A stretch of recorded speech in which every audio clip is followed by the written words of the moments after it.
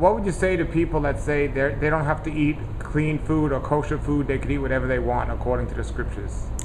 Well, they can eat whatever they want. God doesn't shut our mouth. It's like a stop sign. A stop sign doesn't make you stop.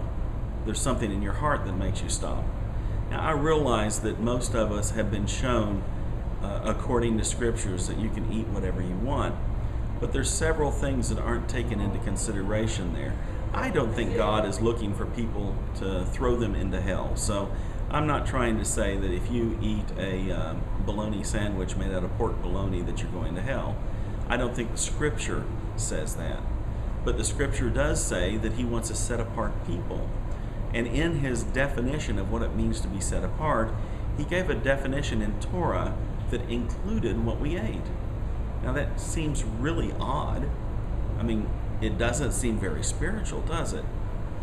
But even so, in his wisdom, he's given us a list of things we can eat and we cannot eat. Now you might say, well, this doesn't apply to me. After all, that's to the Jews, which is typically said, and I'm not a Jew. But like I said earlier, you've been called into the covenants of Israel by accepting Messiah.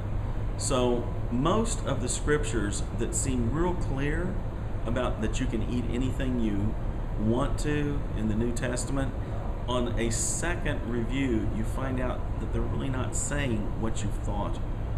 And so I would encourage someone to study and pray about it, look at those scriptures and see if they clearly do tell you can eat anything that you want. Of course, there's the sheet that is let down and tells you that, rise, Peter, kill and eat. And people have used that. Well, yeah, that can be used that way, but it even gives the meaning of that dream later. And it was needed.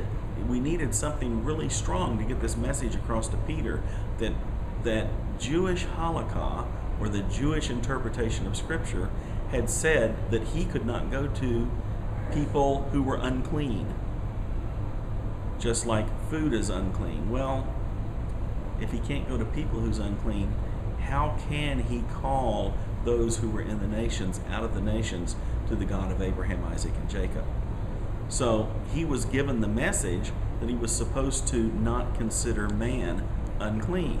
Well, that's interesting, because you go to Scripture, man isn't considered unclean in and of itself. There are certain things that cause uncleanliness, but uncleanliness can easily be washed away.